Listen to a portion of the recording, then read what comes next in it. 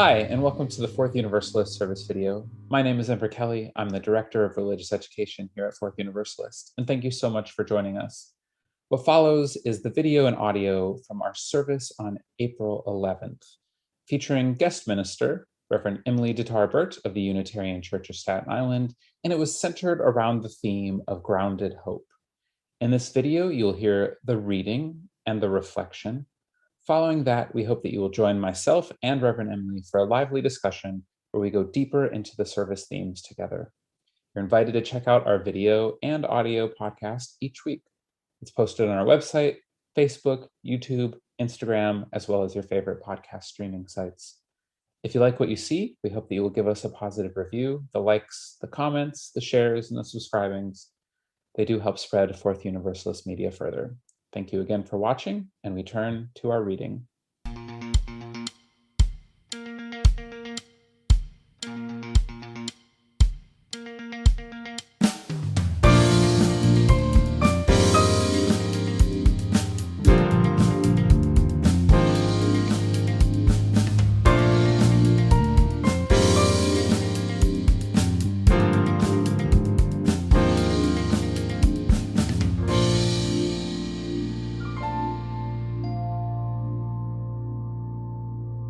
Our reading today is from excerpts from After the Good News, Progressive Faith Beyond Optimism by Nancy MacDonald Ladd.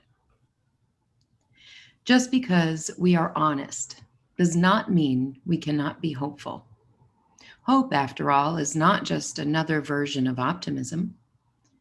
Optimism tells a preordained narrative. It is an assertion that the scales have already been ripped toward triumph. Optimism is always busy absolving somebody. Hope is different. Like faith, hope is the exact opposite of certainty. It does not presume an outcome for good or ill. It lies in the waiting moment when the tug from both directions is not yet fully resolved, and when a great many things are still possible. It moves in the humble spaces that open when we allow ourselves to be uncertain and thus not fully self-contained. It is the possibility, though not the inevitability, of a better way. Hope does not require ease. It does not require naivete. It is real, tangible, and enduring. Ever after the good news has all been declared, even when the authentic stories of our lives do not have fairy tale happy endings, happy beginnings, middles, or ends. Good morning, everyone. Thank you for that reading, Erin. When I was a teenager, somewhere in my diary growing up as Unitarian Universalist, I wrote this phrase: I believe in people the way some people believe in God. I think that was a pretty good summation of my humanist, theist roots, of my love of Channing and James Luther Adams. When I look back on my childhood and being third generation UU, I consider myself an old school Unitarian. Like, I enjoyed Emerson's poetry as a kid, old school. And the heart of my faith rested like a cornerstone on our first principle about that inherent worth and dignity. I believed in this shared humanity and our call to live with love for each other, a belief in people. Well, this past year, that belief has been tested. Watching this pandemic show so starkly and so clearly the layers and levels of systemic injustice, racism, economic devastation, and oppression that so clearly disregard human life. They've really made me grapple with what I mean when I say I believe in people. And it's been hard to have hope. But also, it's given me an opportunity to grapple with what hope really is, and therefore to come with a deeper understanding about what our Unitarian Universalist faith can offer us when it comes to hope. So I'd like to invite you on a journey with me of my own process of reclamation and the redefinition of a Unitarian Universalist perspective on hope. Because in the end, truly coming to terms with what we mean when we say hope gives us the strength to face the future with faith, no matter what may happen next. My questions about just what our faith means by hope is actually a few years old. I think ever since I started ministry itself, honestly. And I'm not alone. In fact, most of this sermon is inspired by and filled with quotes from Reverend Nancy MacDonald Ladd, whose book, quote, After the Good News, Progressive Faith Beyond Optimism, grapples with these same questions. When I think about my childhood Unitarian Universalist self, my teenage years, I think about this untapped, unlimited potential and promise. I think about this horizon of limitless human potential to create with our hands justice and equity and the beloved community here on earth. I was wrapped up in possibility and excited to see what the future generations of humans would do. This was from the perspective of a young cisgender white girl in suburbia, mostly yet unaware of the economic, racial, and social forces in the wider world around her. I had this ultimate hope for change, that better was coming, especially when I think about my first official presidential vote being for the Obama presidency. This kind of notion that America was progressing. And to be honest, I wasn't the only one. In the book, A House for Hope, The Promise of Progressive Religion for the 21st Century, Rebecca Ann Parker and John Barron's, writing in the height of Obama's presidency, this book came out around 2010, this is how they introduce the book. Quote, Hope is rising. The political tide in the United States has turned, and many are hoping for progress on issues like global warming, healthcare, marriage equality, and international conflict. Please do not mistake me. Their book goes deeply into the realms of injustice and grief. They have a deep theological demonstration of hope, but this is how the book begins. It begins with this sense of progress, this destination we would assuredly get to. And this has been an element of our Unitarian Universalist faith throughout our history.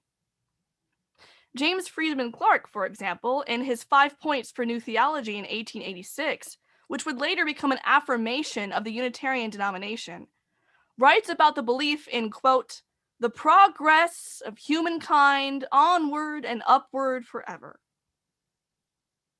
This would become something that Unitarians would say week after week as a belief. And it would integrate into later theologies, whether from the social gospel movement of the Unitarian Universalists, or even when we think about the humanists and their own mission to bring out superstition into a real sense of human community. There's this understanding of this progressing, this better and brighter to come. It rested on notions of transcendentalist and later humanist interpretations of self-culture. This need to continue to grow and change and evolve for individual and community growth. And it influences our own denomination's understanding of hope and promise today. I think Nancy MacDonald Ladd puts it very succinctly in her book. She says, quote, we are so utterly and damnably sure of ourselves. So as I think back to this foundation I was given as a growing up UU of the sense of progress, what happens for those who believe in progress when progress doesn't happen? When there is no arrival, when there's no proof, tangible, perfectionist proof that human beings did good? What happens when white supremacy once again becomes very obvious? When we see within our own denominations histories of racial injustice and white supremacy structures? What happens when humanity, for all intents and purposes, continues to return to cycles of oppression and power and destruction? Where does our hope go next? Feminist writer and theologian Sharon Walsh talks about this in her book, The Ethic of Risk. She reflects specifically on her feminist activism and a trend she notices specifically among white middle-class women in the feminist movement. She highlights this dilemma. Quote, "The dilemma facing middle-class activities is worthy of special attention. The temptation of cynicism and despair, once revolutionary favor or youthful idealism, is shaken by the intransience of systems of oppression." I think that quote sums it all up. Sharon was speaking specifically in her movement of feminism of noticing white middle-class women give in to despair once they kind of really reckoned with the wealth of oppressions that feminism includes in it, specifically when we think about intersectional feminism. And while Sharon Welsh has this commentary on activism, I cannot help but make the parallels with faith. I'll speak in I statements for clarity. For myself, if my faith rests specifically in justice work and in the promise of humanity's progress, in this sense of progression, what happens when I sit with the full scope of human hubris, of our arrogance, greed, and oppression? What happens when I face my own complicity in systems of supremacy? Despair is awfully tempting. But hope is not the same as optimism. And I realized that as a teenager, I mistook hope for optimism. This past year of the pandemic, optimism for humanity, for me, just simply didn't hold up. There was something about the way that this pandemic cut so clearly across all of the lines of oppression, unearthed for very plain view just how unsustainable things like our economy and our systems of racism and oppression are, the ways we treat immigrants in our country, all of it became all too obvious.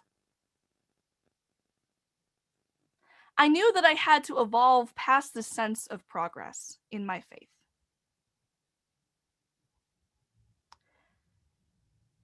And in light of these overwhelming forces, for me, optimism really didn't have a chance. But hope, real grounded hope, ended up thriving. As we heard in the reading, Aaron said from Nancy MacDonald Ladd, optimism tells a preordained narrative.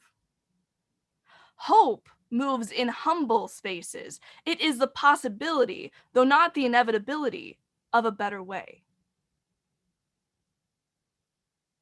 Rebecca Solnit also writes on this in her book, Hope in the Dark. She writes, and I quote, "Hope locates itself in the premises that we don't know what will happen, and in the spaciousness of that uncertainty is room to act. Hope is an embrace of the unknown and the unknowable, an alternative to the certainty of both optimists and pessimists. It is the belief that what we do matters, even though how and when it will matter and who and what it will impact are not things we can know beforehand." The power of hope, therefore, lies in the uncertainty it embraces. Because with that uncertainty, hope has the ability to hold paradox, to hold complex truths.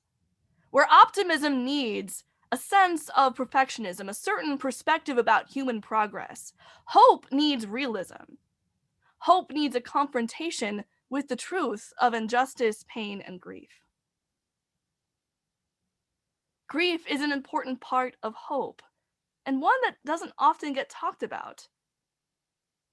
As Glenn Thomas Rideout once said, Our hope can only be as deep as our lament.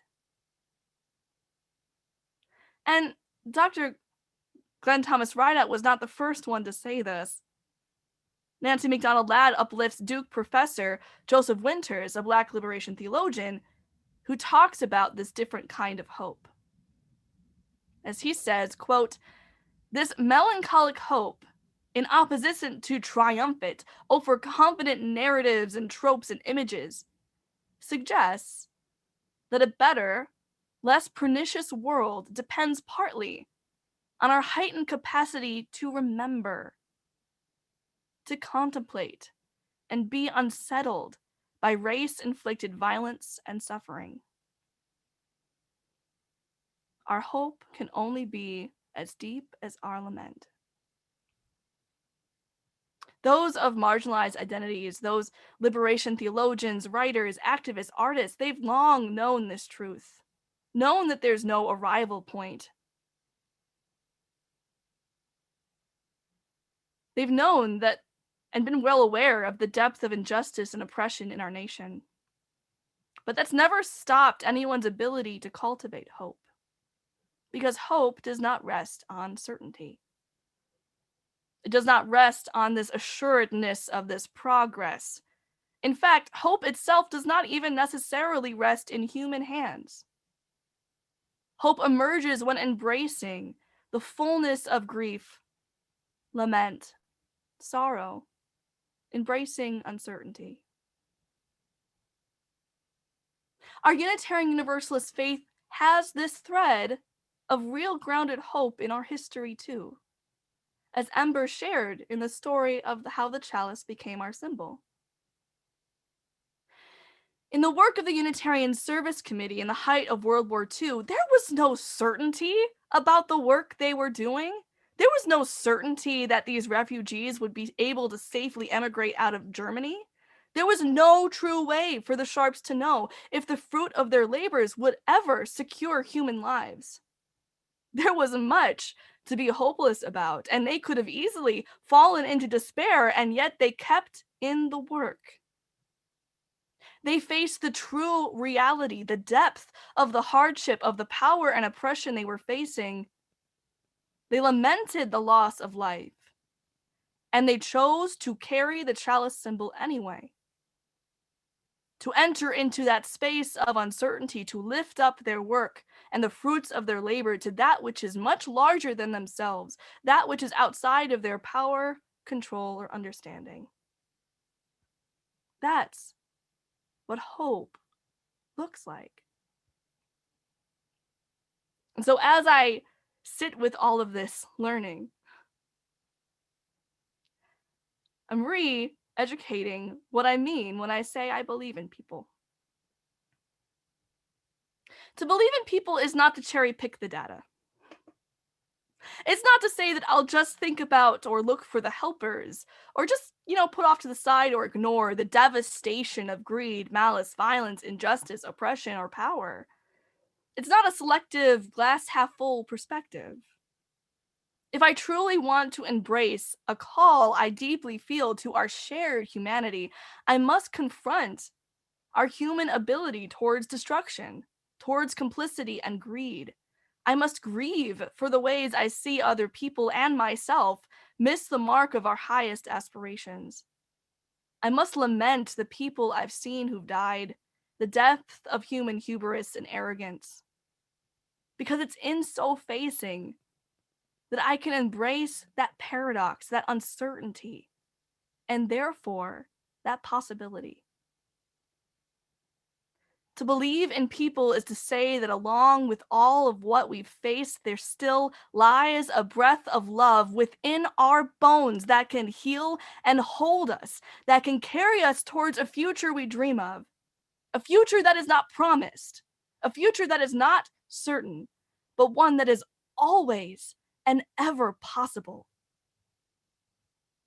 To believe in people is to harvest grounded, real hope. I am so excited to get to sit down today with our special guest, Reverend Emily DeTar Birt. Reverend Emily, thank you so much for joining us today. Thank you. It's a pleasure. It's really a pleasure to be with Fourth Universalist. Yes, and what a message. I saw in the chat box that it seemed to resonate with others as much as it really resonated with me. I think it was, the perfect message as we're at this very strange moment with the feeling like there's this light approaching at the end of the COVID tunnel, but it still feels far away at the same time. So I think a lot of us are really grappling with hope right now. I am too. I don't exactly know how to feel or how to even think about planning as we go forward, what's okay with, being fully vaccinated. It really is, holding on to the paradox of all these feelings and this tension of what comes next. Yes, and I think that it was great that you differentiated hope from optimism. That yes, sure, it's good to have these positive attitudes that that does help on things, but that hope is so much more, because optimism can get defeated by the challenges, especially after this last year. But that hope, as you said, is able to hold paradox. That hope can exist in these times of huge uncertainty. And I mean, that's definitely, at least on my side, been the experience of this last year. For you, is it's definitely been a lot of uncertainty. Yes. Well, I mean, the uncertainty of this pandemic, I feel like everyone is feeling it's a human global experience that we have, but also, as I mentioned in the sermon, um, as what happens in times like these when there's a global experience, it's as if a whole unveiling has happened where you can just so clearly see across lines the levels and intersections of injustice. This pandemic has affected people of color and Black people in America more than anyone else, and deaths in numbers and groves. We've seen economic disparity in a way we've never seen before, while billionaires kept getting billionaires, kept becoming richer and richer, right? So there's a way that when you're sitting with a moment like this of such uncertainty, when you're sitting with so much of this injustice and intersectionality, it's easy if you're optimistic to become defeated. But hope can hold that tension. Hope can hold and really confront. It actually needs to confront the full reality of what's happening for us to understand the uncertainty of the future and therefore the possibility of what we can do to change things for the future. Ooh, definitely. And with this change for the future, you talked about how, especially when you were younger, that your big motto was that you believed in the people. And I think that hope grounds itself in believing in people. That hope is about believing that we will overcome this because we're working together, because of our shared common humanity, versus just a sense of inevitability. Yeah. I also just want to uplift again. I mean, I uplifted it then too, this sense of, my own intersectional identities as a cisgender white woman, that I grew up in a way that, in suburbia in the middle of Ohio, I wasn't really aware of the full stretch of racial injustice or economic disparity. And I kind of had this contagious sense, especially since my first major election was the Obama presidency, of like, oh, yes, look at this progress we're making. Isn't it great? And not really aware that this sense of inevitability around progress is a real, actually, a white and white supremacist notion of like, everything's gonna be fine. We're gonna make it to the next level. It's gonna be great. Instead of actually just having the space to really let yourself lament and grieve the realities of injustice, because it's in that space where hope can really thrive and where you can be grounded in the work and action of justice work in the world. When I think for the Obama election was also my first, I paid attention to a lot of the other ones, but I remember I got into discussions, dare say Facebook arguments, back in the early days of Facebook, when I posted about like Obama's candidacy, because everybody's like, like, there's no way he's going to beat Hillary, and I was the firm believer in the message of hope. But I think that also meant that I was perhaps all the more disenchanted when I felt like we got through years and years and years, and I'm like, okay, well, this big thing's gonna start making more progress. It's gonna start feeling better. And instead was, seeing the birth of the Black Lives Matter movement, and saw things like the Dakota Access Pipeline protest, and all of this happening when Obama's president. It was really this awakening about like what exactly is my hope grounded in? Is it just inevitable that we're all going to get better? And I think it's great that you named that as like a white supremacist way of thinking, because I think it's also tied to like colonialism and the way that the white settlers of the United States thought that they were bringing progress, they were bringing the future, they were bringing real civilization, and we still kind of have this idea that we just need to bring progress to the rest of the world. And I think that that's definitely not a healthy way to think about progress.